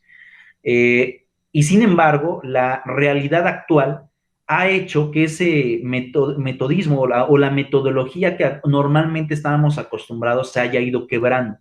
Entonces, por ejemplo, se rompió esa metodología desde que empezamos a ver el tema de derechos humanos, ¿no? Antes solamente hablábamos de control constitucional, control constitucional, control constitucional. Hoy no. Hoy hablamos de control difuso de convencionalidad, hablamos de principios pro hominem, hablamos incluso acerca del fraude a la ley dentro del derecho internacional y el derecho estatal. Es decir, hay muchas figuras que se han estado reglamentando nuevas, que han dado pues nuevos paradigmas y nuevas visiones en cómo comprender un asunto. Entonces, en el caso de la Suprema Corte, incluso pondré el antecedente de que tendrá 2 semanas, que resolvió el tema de la consulta popular, casi 3 semanas, 2 o 3 semanas, que resolvió el tema de la consulta popular, manifestó literalmente que el principio de democracia o de democracia participativa no infringía el tema de la administración de justicia en base a la presunción de inocencia del artículo 20, apartado A. Entonces, la mayoría de abogados en los diferentes comentarios que yo leí reprobaba el actuar de la Corte precisamente por romper con los principios que nosotros aprendimos desde inicios de la carrera. Sin embargo, estas nuevas figuras y estos nuevos paradigmas lo que hacen es comprender y tener una nueva visión del derecho. Por eso les decía hace un momento en el tema del aborto. A pesar de que existe el conflicto de derechos humanos entre la libertad y el derecho a la vida, es probable que a lo mejor la Corte decida, en este caso, romper con la cadena del derecho a la vida y los principios que nosotros conocemos como básicamente derechos fundamentales y empezar a darle prioridad al tema de las libertades y al tema de las conciencias, que esto básicamente es un nuevo paradigma dentro del derecho, porque en un primer momento tenemos 2 estados reales, ¿no? Uno del ser, que es lo que piensa cada ser humano en la cabeza, y otro del deber ser, que es lo que regula el derecho en la conducta colectiva. Entonces, estamos muy acostumbrados a ver como realidad lo que solamente se establece en la ley. Y lo que estamos viendo con estas nuevas conductas de la Suprema Corte, sobre todo la última y la anterior incluso, con el tema del aborto, que también era el antecedente que ya no expliqué, que se resolvió hace un mes, casi 2 meses, con el colectivo del Estado de Veracruz, y que al final la Corte decide rechazar el proyecto del ministro Alcántara, y deciden que no era constitucional. Ahí viene la figura en base a que el decreto sigue siendo, pues básicamente, la defensa de los derechos vitales, ¿no? Entonces, pues bueno, veremos qué pasa con la Corte. Ese es un debate muy, muy a flor de piel, vuelvo a repetir, el próximo año va a entrar a las cámaras. No sé si se resuelva el próximo año, pero de que el próximo año lo van a debatir en la Cámara de Senadores y en la Cámara de Diputados es que se va a debatir. Y bueno, hasta aquel entonces probablemente tengamos una respuesta de qué es lo que va a pasar en el Estado mexicano. Ya les di el antecedente latinoamericano, sin embargo, pues bueno, así es como está el Código Penal actualmente en base a el tema de los delitos en este sentido. Pero fíjense cómo lo tipifica todavía más, es un poco más severo el Código Penal Federal, dice el artículo 332, se impondrán de 6 meses a 1 año de prisión a la madre que voluntariamente procure su aborto o consienta en que otro lo haga abortar sin que concurran estas 3 circunstancias. 1, que no tenga mala fama. 2, que haya logrado ocultar su embarazo. 3, que sea fruto de una unión ilegítima, y faltando alguna de las circunstancias mencionadas, se le aplicará de 1 a 5 años de prisión. Es decir, el Código Federal es muy severo al hablar acerca del delito de aborto. Aquí te dice, o sea, si es voluntaria, te aplica otra pena más, ¿no? Es decir, de 6 a 1 año de prisión, porque tú misma lo estás consintiendo y se aumenta la pena, que en este caso se configuró de 1 a 3 años, que inicialmente empieza en la definición del delito. Entonces, sería 1 a 3 años, supongamos que te pongan 3 más 1 año por haberlo consentido de manera voluntaria, son 4 en total los que te estaría purgando una mujer por llevar a cabo esta conducta. Entonces, como podrán darse cuenta, el delito actualmente es sumamente penalizado, salvo esas 4 excepciones que les estoy manifestando, es decir, cuando, miren, aquí el artículo 13 de cuánto lo establece, cuando sea por producto de violación, cuando sea por peligro a la muerte, en este caso de la mujer, cuando obviamente con medicación o con una situación de médico legista se establezca que se tenga peligro de una enfermedad que ponga en riesgo la vida del propio producto después de nacido, o bien que sea producto de un accidente. Pero por otra parte, también habría que recordar lo siguiente: no todas las enfermedades que se desarrollen dentro del embarazo ponen en peligro de la vida al producto después de nacido. Entonces, por ejemplo, ¿qué conducta o qué enfermedad no limita el tema del aborto? Por ejemplo, cuando un niño nace con síndrome de Down, esa enfermedad no es motivo para poder decretar un aborto, porque se ha comprobado científicamente que, por ejemplo, los síndromes de Down tienen un promedio de vida de 30 años, ¿no? Es decir, su periodo de vida es bastante considerable. Algunos llegan a tardar más y otros menos, dependiendo de los cuidados que tenga la persona y también el estado de gravidez del síndrome, porque también se clasifican en 5, ahí se clasifican 5 estados, en el caso del síndrome de Down, en 5 tipos de gravedad en base al síndrome. Sin embargo, aún a pesar de ser el más grave, un niño puede estar en un ambiente y obviamente aprender cosas. En donde, por ejemplo, ya no, ahí sí ya hay como un riesgo muy inminente. Por ejemplo, en el caso de la hidrocefalia. Esta es una enfermedad en donde se aumenta el líquido cerebral, en el caso de un producto, y que este líquido cerebral lo que hace es precisamente el poder aumentar el tamaño de la cabeza. Entonces, si ustedes alguna vez han visto a un niño de estos, yo sí he visto como 3 o 4, la cabeza empieza a crecer enormemente hasta que obviamente llega un momento en donde la cabeza o el cráneo no logra crecer tanto y hay una presión muy grande por el aumento del líquido cerebral, que es básicamente el que protege al cerebro de los golpes. Entonces, pues bueno, en esos casos, bueno, ahí sí ya como tal se puede decretar un tema de aborto o un tema de esclerosis múltiple, que muchos, a pesar de que dicen que solamente te da después de la etapa media de tu vida, también se ha comprobado que se puede desarrollar incluso desde el nacimiento, que bueno, básicamente impide el que un menor, pues primero viva muchos años y 2, que se pueda valer por sí mismo. Entonces, pues bueno, y ahí entra una clasificación enorme de enfermedades que pues bueno, al final uno clarifica qué tipo de enfermedades sí entran y qué tipo de enfermedades no entran dentro de la posibilidad de llegar al aborto. Aunque pues también en el caso de la otra excepción, a pesar de que el código te diga que en el caso de que se ponga en riesgo la vida de la mujer, es válido que se pueda abortar, pues muchas mujeres también toman la decisión de que se salve el producto y no ellas. Entonces, pues bueno, ahí ya depende la decisión de cada fémina, o de la pareja, no sé, yo creo que la fémina es al final la que decide, pero bueno, hay muchas cosas que a pesar de que la propia legislación penal te permite abortar, no abortan las chicas por muchas razones, ¿no? Incluso en los temas de violación, a pesar de que el código les permite, en este caso, sin sanción alguna, el poder abortar, muchas deciden tener el producto y en este caso, pues poder salvaguardar la integridad la integridad del menor que pues ya se ha ido generando dentro de su propio cuerpo. Pero bueno, veremos qué es lo que pasa en el debate y veremos qué es lo que infiere. La legislación penal, como ya se dieron cuenta, es muy severa, muy severa, para las mujeres. Y bueno, será un debate que tendrá que abordarse en la próxima ocasión. Tal vez en el próximo debate del Congreso ya aclararemos algunas dudas, pero también depende del nivel de debate que se lleve a cabo en el Congreso, porque es una realidad que pues a veces el Congreso también está limitado por los integrantes, que pues en este caso lo van a estar generando. No sé si tengan alguna duda, pregunta o comentario extra antes de que continúe con el otro delito.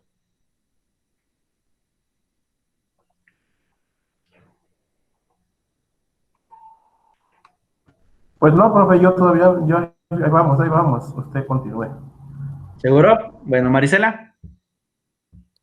No, profe, todo bien. Listo.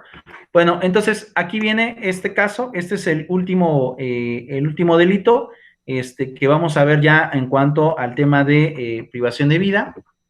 Y el otro, tiene que ver con básicamente los delitos que se atentan contra el patrimonio, la otra clasificación de derechos que se empieza a generar también en defensa por parte del Estado y que de alguna manera también es considerable la conducta tipificada como dolosa, pues que atenta o viola estos derechos. Y es el tema de los derechos contra el patrimonio, y uno de estos, el más común, es el tema del robo. Ahora, en el caso del robo hay diferentes modalidades. Está el robo simple, como normalmente lo conocemos. Está el robo con agravantes, que ya tendría que ver el uso con violencia, el robo a casa habitación, que incluso nosotros cuando vimos el tema de la prisión preventiva oficiosa, de acuerdo al 19 constitucional, hemos visto que hay un robo que sí se tipifica, que es el robo con violencia o con armas de fuego, y bien el robo a casa habitación, hoy también se tipifica como conducta que merece prisión preventiva en este caso. Entonces, pues bueno, es un delito muy común por las diferentes modalidades en las que se va llevando a cabo, se va ejecutando. Podemos encontrar el robo, podemos encontrar el fraude y bueno, muchas otras cosas más, otros delitos que se pueden encontrar como dentro de los delitos que atentan contra el derecho de patrimonio. Por ejemplo, aquí tenemos la definición del delito robo. Dice, comete el delito de robo el que se apodera de una cosa ajena mueble, sin derecho y sin consentimiento de una persona que puede disponer de ella con arreglo de la ley. Entonces, pues bueno, esa es la conducta del robo simple, cuando te quitan algo. Y en este caso, no quiere decir que lo hagas con algún método, simplemente le quitas a alguien algo que no te pertenece, que le pertenece a esa persona, pues simplemente se tipifica como robo, ¿no? Así puede ser un lapicero, así puede ser algo más grande como un celular, ¿no? O por ejemplo, cuando viajas a Ciudad de México, que pues no hay violencia, simplemente te roban en el metro, no te percatas, te sacan la cartera o te sacan el celular y simplemente es un robo simple, vamos, se comete la conducta y así es como se lleva a cabo en este sentido. Ahora, vamos a ver esta parte, dice, se equipara el delito. Recuerden que cuando hablamos de equiparación es que va a aumentar la pena por una conducta que cambia de la conducta original. Entonces, la conducta simplemente es quitar, ¿no? Yo, por ejemplo, tengo este mouse inalámbrico, lo quito, ¿de acuerdo? No es mío, a lo mejor le pertenece a la persona que está al lado del internet mío, y yo se lo quito, ¿de acuerdo? Bueno, ese es robo simple. Pero ya hablamos de robo equiparado, es decir, hay una conducta que genera que la punibilidad sea más grande por la particularidad en la que se comete el delito. Y aquí dice lo siguiente, sí, espérenme, no tengo proyectado, ¿verdad? No.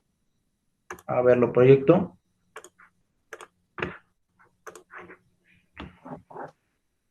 ¿Ya quedó?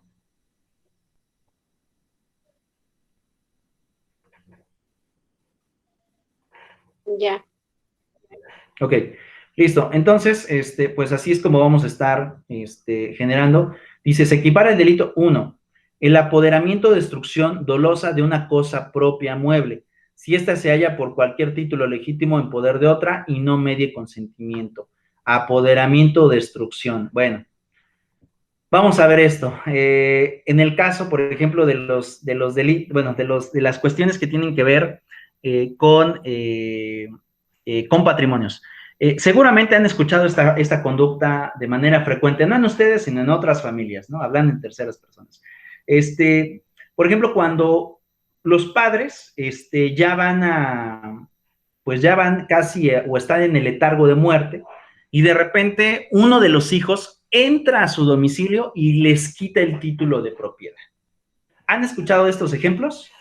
Sí, Ok, ¿qué es lo que pasa? Como tal, ¿por qué se apodera del título de propiedad? Porque de alguna forma, de manera errónea, se piensa que el dueño de una propiedad es aquel que tiene la escritura. Falso. Recuerden que en la propia escritura se establece el nombre del propietario y solamente se puede hacer por notario público el que se llega a cambiar una de estas conductas o de estas propiedades. Ahora, actualmente es más difícil, pero en años anteriores era muy fácil hacerlo. ¿Y a qué me quiero referir con esto? Las personas robaban las escrituras porque iban con un notario que a lo mejor o probablemente era corrupto, digo probablemente porque lo voy a poner entre comillas, ¿y qué era lo que pasaba con el notario? El notario celebraba nuevas escrituras y las inscribía en el registro público de la propiedad, y a pesar de que la propietaria no iba a la notaría, el notario se ponía de acuerdo con aquel que le llevó al asunto y decía, ya es tu inmueble y ya cambié las escrituras a tu nombre. Entonces, ¿qué es lo que pasaba? Pues bueno, por eso es que se robaban las escrituras para poder sacar los datos exactos de la propiedad que se pensaba enajenar. Entonces, pues bueno, hoy vuelvo a repetir, hoy es muy difícil, sí, he escuchado todavía algunos notarios que se llegan a hacerlo, pero bueno, hoy es muy complicado que se lleve a cabo esta conducta. Sin embargo, ¿qué pasa? En años anteriores, pues de los 90s, 80s, era muy usual que se cometieran este tipo de conductas y no había como tal una sanción para los notarios. Hoy en día es diferente, hoy pues al menos ya he visto varios que han pisado incluso cárcel, por llevar a cabo este tipo de conductas. Incluso recuerden que actualmente hay 20 notarios que tienen suspensión temporal de cédulas, de certificados de notarios, precisamente por encontrar irregularidades dentro de los procedimientos que ellos llevaban a cabo. Luego, entonces, sobre esta parte, pues bueno, antes sí se podía, hoy también se puede, pero es complicado que un notario, pues hoy se aviente una responsabilidad de esta naturaleza, sobre todo por las penas que hoy en día se están generando. Pero bueno, si te apoderas o destruyes, también es robo. Dice 2, el uso o aprovechamiento de energía eléctrica, magnética, electromagnética o de cualquier fluido o de cualquier medio de transmisión sin derecho y sin consentimiento de una persona que legalmente pueda disponer de los mismos. ¿Han escuchado ustedes, chicos, de los llamados diablitos?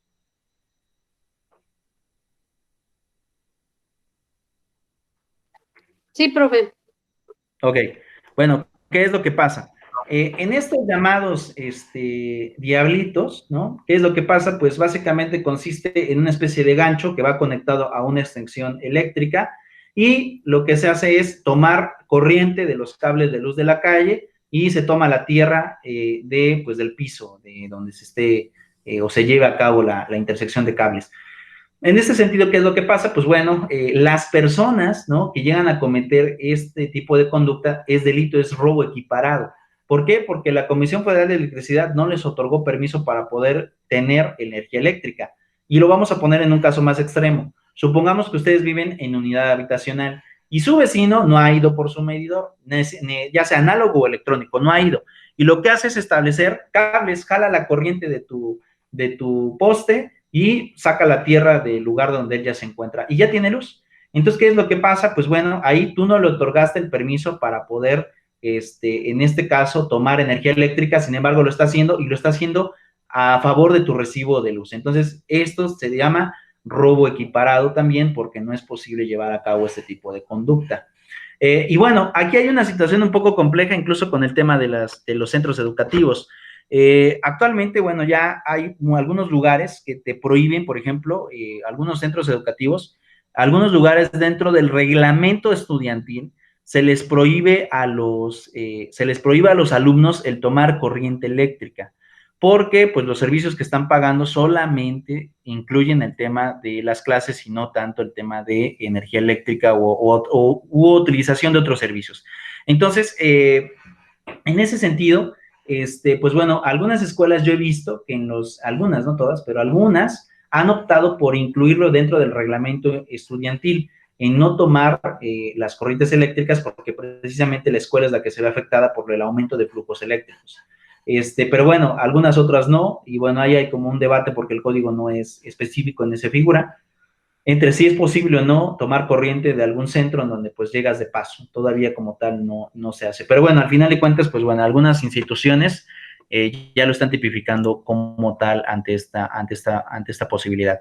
El 138 bis se sancionará con pena de 3 a 10 años de prisión y hasta 10,000 días de multa al que después de la ejecución del robo y sin haber participado en posea, enajene o trafique de cualquier manera, adquiera o reciba los instrumentos, objetos o productos del robo a sabiendas de esta circunstancia y del valor intrínseco de estos sea superior a 500 veces el salario mínimo. Entonces, por ejemplo, si ustedes conocen a personas que compran cosas robadas y después las venden, pues también ellos son partícipes del delito de robo equiparado. Y me imagino que conocen algunos, ¿no? Sobre todo, bueno, allá en Tlaxcala, últimamente también lo que se da, si mi memoria no me falla, Josué, es el tema del robo autotransporte, ¿cierto? Sí, también, profe, y la venta de teléfonos. El transporte de carga. ¿Qué es lo que pasa? Pues bueno, estas organizaciones lo que hacen es robar el transporte, obviamente bajan la mercancía y la distribuyen en los diferentes centros que esto conlleva. Y eso implica una responsabilidad, a pesar de que no cometieron el robo, pero por el simple hecho de estar, en este caso, distribuyendo el material robado, también se considera como robo equiparado. 638 dice, al que comercialice en forma habitual objetos robados a sabiendas de esta circunstancia y el valor intrínseco de aquellos que sea superior a 500 veces el salario, se le sancionará con una pena de prisión de 6 a 3 años y de 100 días de multa. Entonces, pues bueno, si ya se te hizo costumbre, ¿no? Hay quienes, bueno, hay personas que de manera habitual ya deciden comercializar con este tipo de productos y bueno, también lo está tipificando como, como robo equiparado. Al que cometa el delito de robo de material radioactivo, material nuclear, combustible nuclear, mineral radioactivo o fuente de radiación, se le impondrán de 2 a 20 años de prisión. Que esto es algo importante. A pesar de que no lo crean, hay sustancias que se han estado robando últimamente a lo largo del país. ¿Para qué se ocupan estas sustancias? Primeramente, para crear armamento explosivo y número 2, para degradar el tema de la fabricación de drogas sintéticas. Entonces, hay sustancias controladas, pero también hay otras que obviamente están prohibidas y solamente tienen un uso exclusivo. Entonces, en este caso, la pena es muy fuerte para aquellos que estén robando este tipo de materiales, porque obviamente los ocupan para producir otro tipo de mercancía que pueden ser comercializado de manera más fácil y sencilla. Por ejemplo, les pondré el tema, por ejemplo, de la fenilaladrina. Pues todos hemos consumido fenilaladrina, todos sin excepción. Es más, ustedes que me están viendo también la han consumido. Y me imagino que ustedes no se percatan cuáles son las sustancias activas cuando compran un producto. Pero, por ejemplo, les haré la pregunta, ¿han comprado chicles, chicos? Sí. Ok. Los chicles actualmente ya son fabricados de la goma, ¿no? En este caso, de chicle que se extrae de los árboles, como originalmente se hacía por procedimientos mayas. Actualmente ya no es. Actualmente son derivados, pues básicamente químicos. Y uno de esos derivados es la fenilaladrina, que se ocupa para la fabricación de chicles. ¿Qué es lo que pasa con esta sustancia? La fenilaladrina es una de las sustancias que ayuda a poder ayuda a tener el proceso de creación de 2 drogas sintéticas importantes. Uno es el tema del cristal, que actualmente es como que la droga de moda, o yo le diría la droga de los pobres, aunque creo que hay otra que es la piedra, que es como droga para los más pobres, que es todavía más barata. Y el otro es el tema de la cocaína, pero en el caso de la cocaína no se ocupa para producción, se ocupa para degradar el producto. En lugar de ocupar raticidas, ocupan la fenilaladrina para poder degradar el producto en estado puro. En el caso de la metanfetamina, me parece que sí la ocupan en todas estas drogas sintéticas y bueno, ¿qué es lo que pasa? Pues bueno, este producto ha sido en realidad robado a gran escala, porque pues los productos llegan por las costas y por los puertos. Normalmente en México no se producen estas sustancias, sino que llegan principalmente de China. ¿Y qué es lo que pasa? Pues bueno, llegan de China normalmente llegan al puerto de Lázaro Cárdenas y de ahí se transportan a, pues a las diferentes fábricas del país, obviamente creadoras de chicle.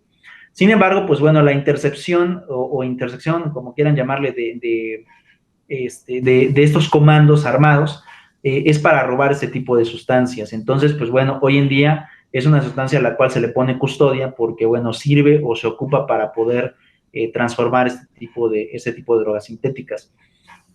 Y bueno, pues en realidad a nadie le gusta el tema del narcotráfico, bueno, al menos eso yo digo, aunque creo que hay mucha gente que le gusta estarse drogando, lo cual yo he criticado bastante en muchas ocasiones, pero bueno, el hecho es que las organizaciones criminales ocupan este tipo de materiales y obviamente, pues si lo pueden obtener gratis, pues qué mejor, ¿no? Se ahorran un embarque fuerte que llegan a pedir. Y por otro lado, el tema del material radioactivo. Ustedes sabrán que el material radioactivo genera radioactividad. Y valga la redundancia, en base a estos materiales, uno de ellos es el plomo, no necesariamente tienen que estar cargados de energía. En el caso del plomo, el plomo es un metal que naturalmente produce radioactividad.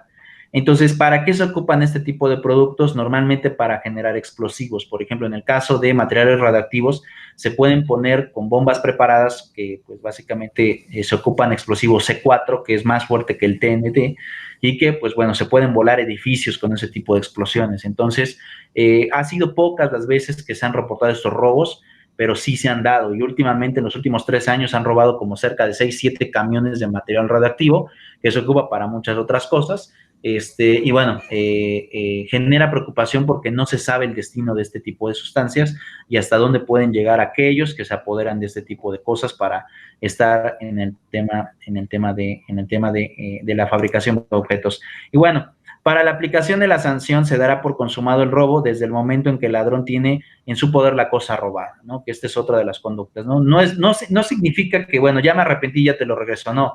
En el momento en que yo lo tomo, ¿no? A partir de ese momento ya está consumado en la figura del robo. A partir de ese momento. No importa que después lo devuelva y que a lo mejor le diga al dueño, no, pues discúlpame por haberte quitado esta parte de tu propiedad. No importa, porque al final de cuentas el hecho de que tú ya se lo quitaste y ya te lo apoderaste, ya configura como tal el delito ante el Código Penal. Para establecer el tema de la cuantía que corresponde a los delitos, se tomará en consideración el salario mínimo general vigente en el momento para el tema de las multas, ¿no? Por ejemplo, aquí, si te establecen multas a pagar, la figura con la cual vas a calcular es el tema del salario mínimo. Por eso en este caso te dice el código, bueno, conductas que lleven a cabo por arriba de más de 500 días de salario mínimo. Entonces, por ejemplo, ahorita el salario mínimo estamos hablando de alrededor de 120 pesos diarios. Si lo multiplicamos por 500, más o menos serían 100, 1000, por ahí un poquito más de 6,000, 7,000 pesos más o menos del salario mínimo. Entonces, ¿qué es lo que pasa? Si existen robos mayores a estas cantidades, pues obviamente las penas se van a aplicar al máximo por la sanción que corresponda en sí por la comisión del delito. Para estimar la cuantía del robo se atenderá únicamente al valor intrínseco del objeto, del apoderamiento, pero si por alguna circunstancia no fuere inestimable en dinero o si por su naturaleza no fuere posible fijar su valor, se aplicará prisión de 3 días a 5 años. Entonces, pues bueno, existen objetos que se puedan robar y que no se puede establecer cuantía, sí, entonces te tocan de 3 a 5 años.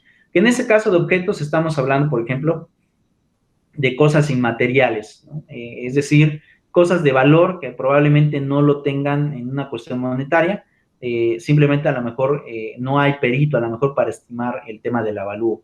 Entonces, por ejemplo, hay muchas personas que encuentran objetos extraños ya de épocas pasadas.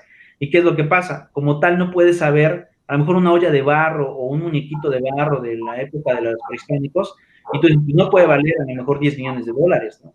Simplemente es un objeto que a lo mejor puede ser preservado por una cuestión de exhibición, pero no porque en realidad ostente un valor en cuantía pues bastante grande, ¿no? Pero bueno, así es como básicamente se estima el tema de las cuantías, en base al tema de los salarios mínimos. Es como se pueden estar ocupando este tipo de figuras. Ahora, viene otra parte importante, el 373, dice, la violencia a las personas se distingue en física y moral en la cuestión de los delitos. Y aquí nos dice, se entiende por violencia física el robo, la fuerza material que para cometerlo se hace a una persona. Y la violencia moral cuando el ladrón amaga o amenaza a una persona con una mal grave. presente o inmediato capaz de intimidarlo. Esto se refiere a la voz, chicos. Esta frase de mal grave se refiere a la voz, ¿no?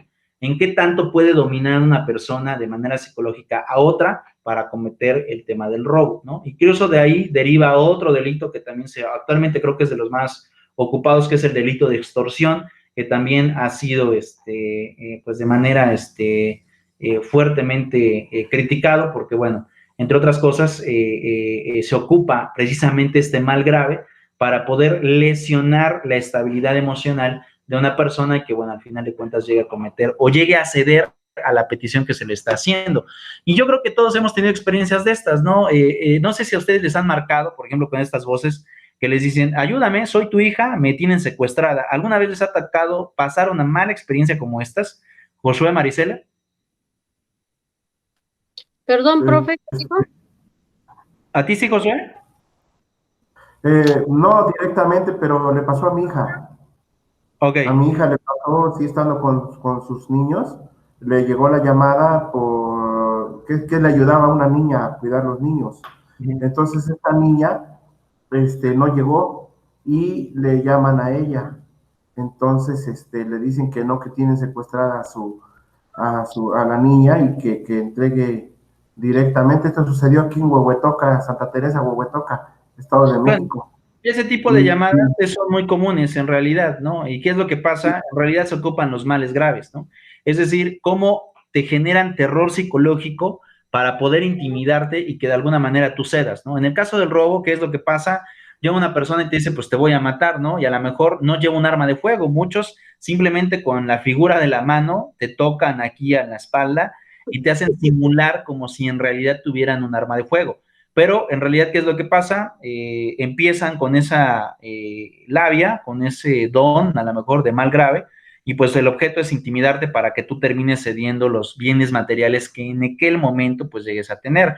O bien ya si hablamos de otro tipo de cosas, pues bueno, ya a lo mejor una pistola en la cabeza, donde te obligan a lo mejor firmar una venta de algún automóvil, bueno, pueden darse muchas otras cosas, pero bueno, a veces se llegan a ocupar este tipo de métodos para desarticular la pasividad o el estado de paz que se tiene de manera consciente y que, bueno, al final la víctima decida ocupar o realizar lo que se esté pidiendo en aquel momento. Para la imposición de la sanción se tendrá también el robo como hecho con violencia, cuando se haga a una persona distinta de la robada que se halle en compañía de ella, ¿no? Es decir, van dos personas y le roban a la otra también. Cuando el ladrón la ejercite después de consumado el robo, podrá proporcionarse a la fuga o a defender lo robado, que es algo importante, ¿no? Muchas personas, a pesar de que ya robaron y que saben que no es suyo, defienden de alguna manera lo que no es suyo, en decir, no, pues es mío, es mío, es mío, y obviamente cuando ya se logran decretar o darse o percatarse de ese tipo de cosas, pues se dan cuenta que en realidad no es de la persona, pero hay muchas personas aferradas que con tal de mentir manifiestan que sí es o no es de una u otra persona. 375, cuando el valor de lo robado no pase de 10 veces el salario, sea restituido por el infractor espontáneamente y pague estos los daños y prejuicios antes de que la autoridad tome conocimiento del delito, no se impondrá sanción alguna, si no se ha ejecutado el robo por medio de la violencia. Y esto también es algo importante. Esto básicamente tiene que ver con el tema del robo por necesidad. Por eso te pone la pena en cuantía muy baja, te dice 10 veces el salario mínimo, que más o menos actualmente serán como 560 pesos, alrededor 580 pesos, o casi 600 pesos. ¿Y qué es lo que pasa en este caso? Bueno, si tu robo no es por más de 600 pesos y lo restituyes a la parte que ha sido afectada, al agraviado, se puede configurar como no delito. Aquí, ¿cuál es la clave? Dos cosas. Uno, que no haya llegado a la autoridad, y dos, que la parte que ha sido agraviada decida otorgarte el perdón de manera facciosa. Porque si esa persona decide esperar a la policía, entonces se tendrá que proceder mediante la cuestión del delito, que es decir, que a pesar de que lo regreses, te van a remitir a las autoridades, en este caso, para que se cometa la conducta de esta naturaleza. Pero bueno, así es como se está llevando actualmente el tema de la legislación. No sé si existe alguna duda o pregunta, chicos. No, profe, de mi parte ¿No? no. ¿Todo bien? ¿Y todo bien, profe? Sí. Listo, chicos. Bueno, creo que daré por terminada la sesión ahorita. Les dejo tarea, pero la doy por terminada porque tengo un malestar y ahorita, bueno, ya me siento un poquito mal, ¿de acuerdo? Nos vemos, chicos. Cuídense. Gracias, profe. Hasta Hasta luego. luego.